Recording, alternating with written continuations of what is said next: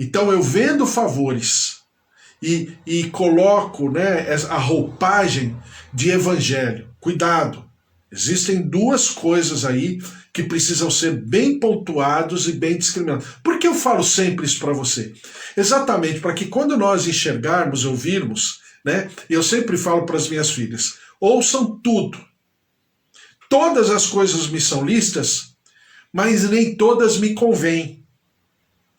Todas as coisas me são listas, mas eu não me deixarei levar por nenhuma delas.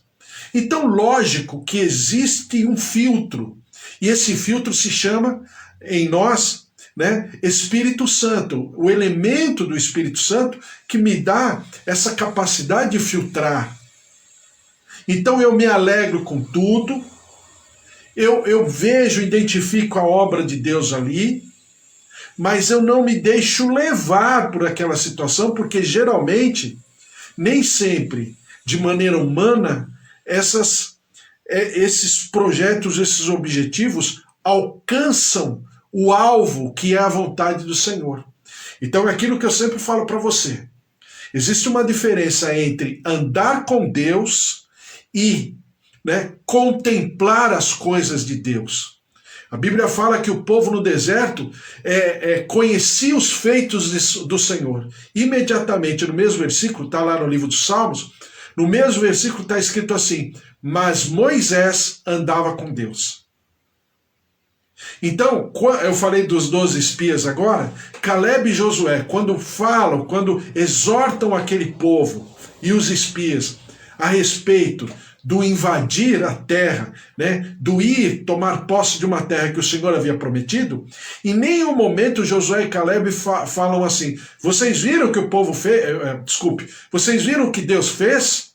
A rocha que ele tirou água? O mar que se abriu? As cordonizes e o maná que desceram do céu? E todos os feitos do Senhor, em nenhum momento eles citam os feitos. Por quê?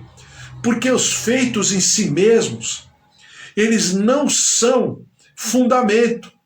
Eles são tão somente o resultado da presença de Deus. A presença da Trindade, do Elohim no deserto, fizeram todas essas maravilhas. A coluna de fogo, a sombra, a nuvem da sombra do Senhor que protegia o povo durante o dia, a coluna de fogo que dirigia o povo de acordo com aquilo que Deus ordenava, a direção que Deus ordenava. Então tudo isso é maravilhoso, desde que eu esteja em primeiro lugar, em primeiríssimo lugar, buscando andar com Deus. Daí eu falar para você que nem sempre o servo de Deus, né, o que deveria acontecer, mas nem sempre acontece, o servo de Deus tem o poder de Deus e tem a glória de Deus. O poder de Deus é para que os feitos do Senhor se manifestem, mas a glória de Deus é para aquele que anda com Deus. Então, é lógico que se você olhar de maneira talvez etimológica na raiz da palavra, poder e glória parece que é até a mesma coisa, são sinônimas. Mas no sentido espiritual tem uma grande diferença. Então, às vezes você vê uma pessoa, um pregador, um ministro, manifestando o poder de Deus. Queira a todos nós que aquele que manifesta o poder também tem a glória de Deus. Nem sempre glória e poder estarão habitando no mesmo endereço. Me entendeu? É por isso que quando o Senhor fala lá no livro de Mateus, lá na parte escatológica do livro de Mateus, que a gente já leu tantas vezes, ele fala, olha, vocês me chamaram de Senhor, vocês fizeram tudo aquilo que vocês fizeram, mas eu não vos conheço. Aparta-te de mim. Ué, mas fizeram então. Porque manifestaram o poder de Deus. Claro, quem vai falar no nome de Deus, Deus estará presente, porque o nome dele está lá. Mas isso não significa que a pessoa, né, o propalador, o pregador, o conferencista, né, o palestrante, isso não significa que ele também estará impregnado da glória de Deus. porque Deus é Deus. E é exatamente esse paradoxo espiritual que Jesus mostra muito bem. Olha só o que diz Marcos capítulo 3, do versículo 7 em diante. Diz assim: retirou-se Jesus com seus discípulos para os lados do mar. Por que retirou-se com seus discípulos? Porque os fariseus, versículo 6, estavam conspirando com os herodianos contra ele, como lhe tirariam a vida. E por que Jesus sai de cena? Porque Jesus tem medo? Ficou intimidado? Não. Porque a obra precisava ser feita. Qual era a obra? A palavra de Deus precisava ser... É como se a palavra de Deus fosse um elemento físico. Eu estou falando mas a palavra de Deus é um elemento físico, né? Jesus é a palavra, você é a palavra. A palavra que se fez carne. Você é o sonho de Deus que se fez carne.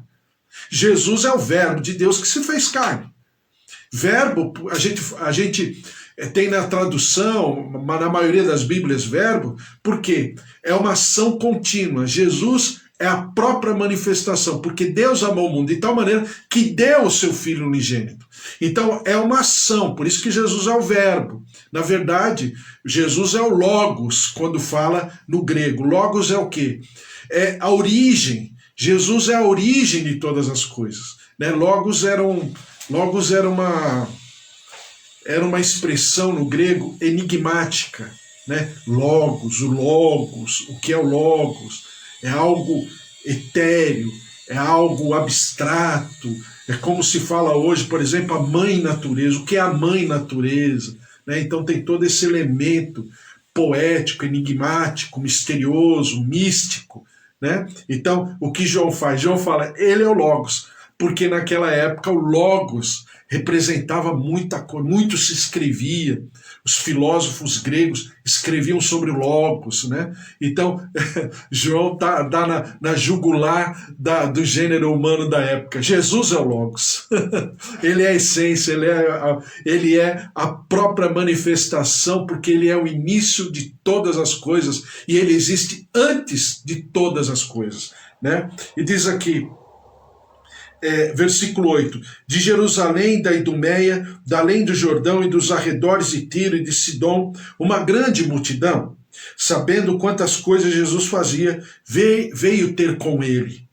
Então recomendou a seus discípulos que sempre lhe tivessem pronto um barquinho por causa da multidão, a fim de não o comprimirem. Então você está percebendo muito bem isso. Não é que Jesus está fugindo com medo, com receio, não. É porque existe um propósito de Deus.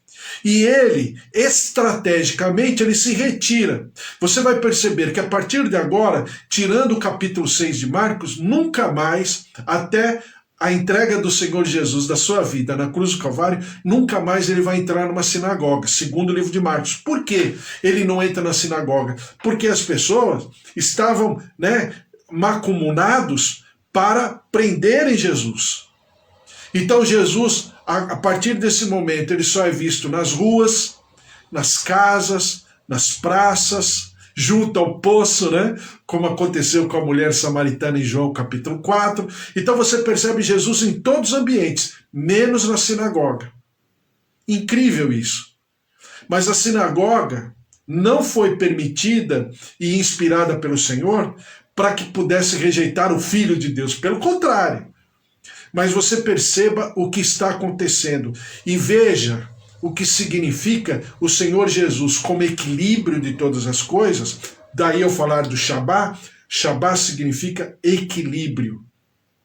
É abundância de tudo para todos. É exatamente o sentimento do Shalom no hebraico. A cultura do Shalom. O que é Shalom? Não é apenas paz, é muito além da paz. A gente traduz como paz, claro, porque significa paz. Só que Shalom é um ambiente da manifestação, e agora você vai me entender a redundância, é a justiça com equidade. E o que é a justiça com equidade? É a justiça no pleno equilíbrio. Não é essa justiça que a gente tem hoje, né? Como diz a jogadora Ana Paula, que é comentarista, ela fala que Eu esqueci do que ela fala. Mas ela chama os ministros lá do Supremo, ela tem uma nomenclatura, porque agora não se pode falar mais dos homens de preto, né? Falar dos homens de preto, a gente corre risco. Então não pode falar mais. Veja só onde chegamos, entre aspas, que democracia é essa? Mas exatamente, não é essa justiça, mas é a justiça divina. É a justiça no pleno cumprimento da sua palavra. De um lado, favorecendo aqueles que aderem, absorvem, né?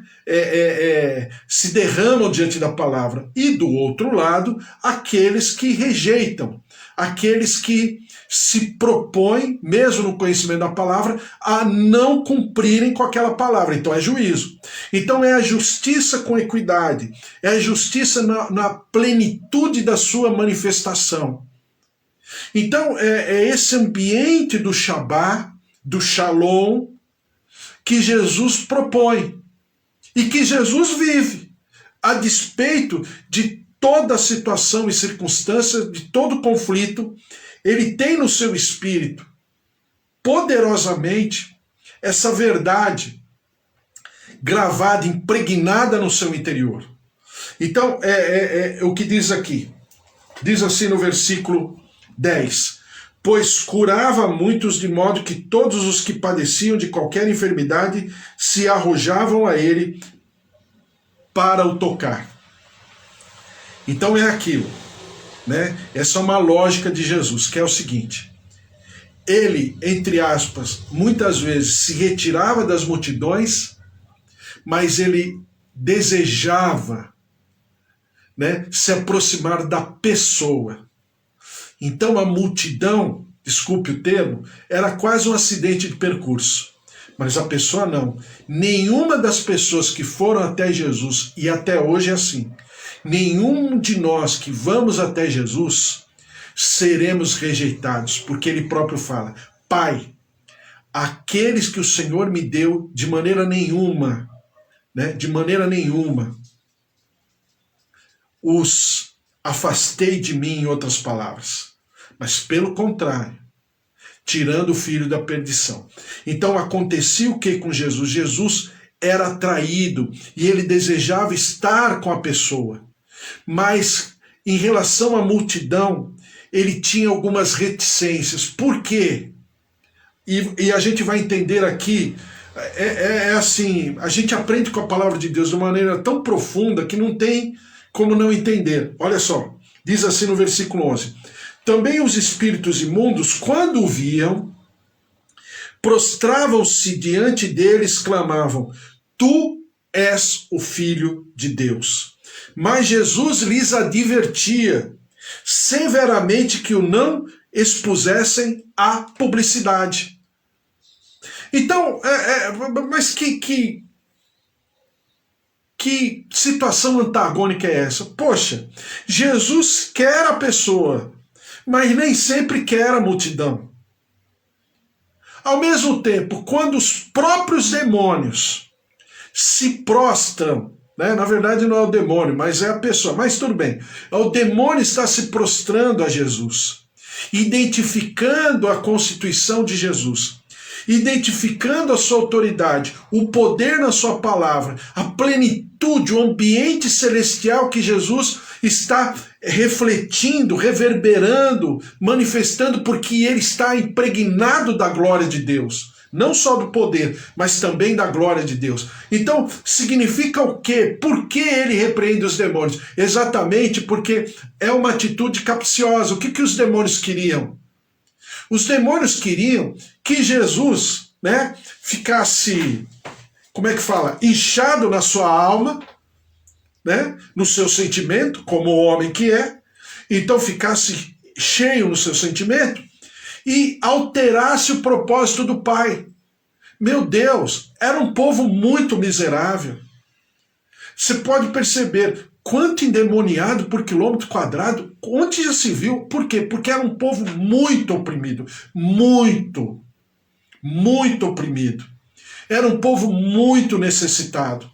Era um povo opresso, oprimido, não só por causa de demônios e situações, mas principalmente por causa da religião. A religião causou uma enfermidade nesse povo tão grande que esse povo não estava apenas oprimido espiritualmente, mas estava oprimido socialmente, comunitariamente, estava oprimido nas suas situações de relacionamento familiar, estavam oprimidos na visão pessoal de si, né, na autocomiseração, na muita baixa autoimagem. Então é por isso que você percebe todo esse, vamos dizer, esse avanço avassalador de demônios e do mundo espiritual, do peso espiritual por sobre aquele povo. Porque quem causou isso foi a coroa, o Império Romano? Também foi. Quem causou isso foram os inimigos circunvizinhos, Lídia, Assíria, Babilônia, Medo-Persa, Greco-Macedônio, também foi. Mas o que provocou exatamente essa convulsão espiritual social foi a religião. Foi o conhecimento de Deus de maneira teórica, mas não foi a vida com Deus de maneira pessoal, orgânica, né? De coração, de sentimento. Isso provocou o quê? Isso provocou um espaço de conhecimento, exatamente o que acontece em alguns lugares aqui no Brasil, principalmente no Rio de Janeiro. Nenhuma região conhece mais o Evangelho do que a região do Rio de Janeiro. Por quê? Porque todas as denominações, né, as faculdades teológicas, uma boa parte delas, foram inauguradas aqui no Brasil, no Rio de Janeiro. É mais fácil você abrir uma igreja no morro do que um centro de macumba. Eu sei porque eu já fui bispo lá e conheço a região. Por que isso? Porque conhece o Evangelho, mas conhece na teoria. Conhece o Evangelho na decoreba, mas não conhece o Evangelho de uma vida com Deus, de uma conversão plena, perfeita, conforme Romanos capítulo 10. Então você percebe que quando se cria um ambiente da palavra de Deus, mas não se tem a reverberação no coração, no interior dessa mesma palavra, o que acontece? Fica só a palavra. E aí, claro, o inimigo percebe que tem a palavra, tem um conhecimento racional, mas não tem um conhecimento de experiência pessoal, e aí vem e acontece o que acontece. Então você perceba que Jesus está num momento crítico. E os demônios sabem mais do que os próprios religiosos. Os demônios tem um conhecimento racional de Jesus, mas não significa que haja, claro, conversão, né, dos demônios. Não tem como converter-se, porque não existe o sentimento, a disposição. Eles já foram sentenciados.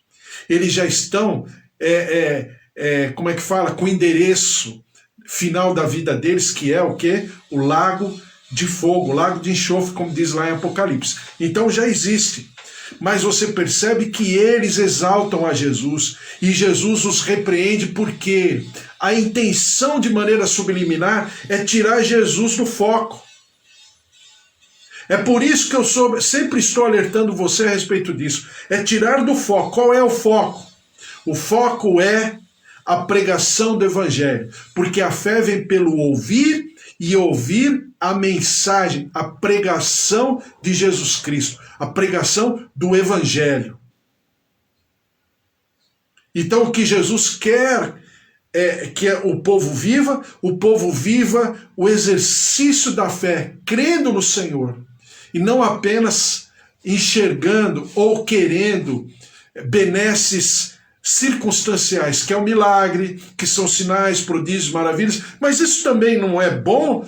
Jesus não faz bem? Claro, quando existe um coração já convertido, um coração já disposto a viver aquilo que o Senhor deseja. Ah, mas o Senhor não se utiliza das necessidades humanas para se aproximar? Quem daqui, né, atira a primeira pedra quem não buscou a Jesus por causa da necessidade. Com certeza.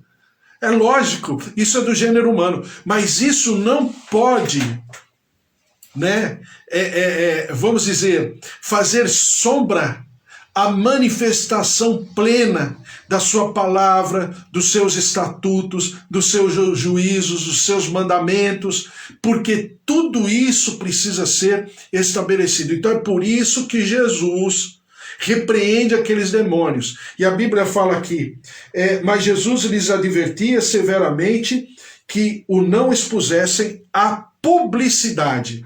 Não expusessem à publicidade. Jesus não queria... Falar nesses tempos sobre isso, mas está escrito na Bíblia. Pô, nós vivemos um tempo tão da mídia, né? Do impulsionamento, de quantas vezes uma pessoa foi vista e tal, aquela coisa toda, mas Jesus não queria. Por que Jesus não queria? Porque Jesus queria que a pessoa conhecesse, eu já falei isso para você, contasse da sua experiência pessoal, não na cura em si, mas aquilo que Jesus havia feito no seu coração. O perdão, o arrependimento, as verdades espirituais que são plataformas de conversão. Arrependimento e perdão. Eu não posso só me arrepender, mas eu preciso encontrar o caminho do perdão.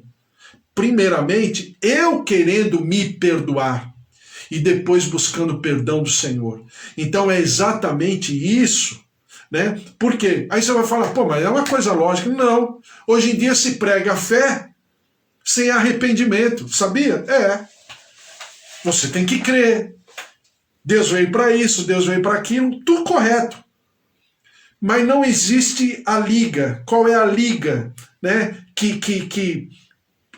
Vamos dizer, que provoca todo um movimento, né, da nossa vida para com Deus. É o arrependimento. Então as pessoas pregam a fé, mas sem o arrependimento. Fé não deixa de ser. Eu falo sempre para você, você tem a fé do evento, né? Então a pessoa, ela só eu estou falando para quem conhece o Evangelho, não é para quem não conhece. Para quem não conhece é uma estratégia. Eu estou falando para quem conhece. Então é a fé do evento. Ela só consegue ouvir, ela só consegue se mover em Deus no evento, no entretenimento. E ela fica de evento em evento. É congresso em congresso, cruzada de milagres, é isso e aquilo. Existe o seu espaço? Existe. É maravilhoso? É maravilhoso. Mas como é essa pessoa lá no seu quarto, no seu cotidiano? Exatamente o que Deus falava de Jó, né? É um homem reto e íntegro. Reto é quando ele fecha a porta do quarto. Íntegro é quando as pessoas veem a sua integridade na maneira de ser. Então, como que é essa pessoa? Porque existem irmãos nossos que ficam de evento em evento. É maravilhoso, mas não dá consistência. Porque o que vai dar consistência é a minha vida com Deus. É o meu derramar, é o meu choro, é o meu desespero, é a consciência do meu pecado, que eu preciso desesperadamente de Deus, do seu perdão. Então, é exatamente esse posicionamento que Jesus deixa muito bem claro do seu ministério. Como nós somos imitadores de Jesus, nós temos que pensar também no nosso ministério, de como vamos agir, de como vamos proceder em nome de Jesus. E, glória a Deus, vamos orar. Amanhã tem mais e nós vamos conversando. Meu Deus!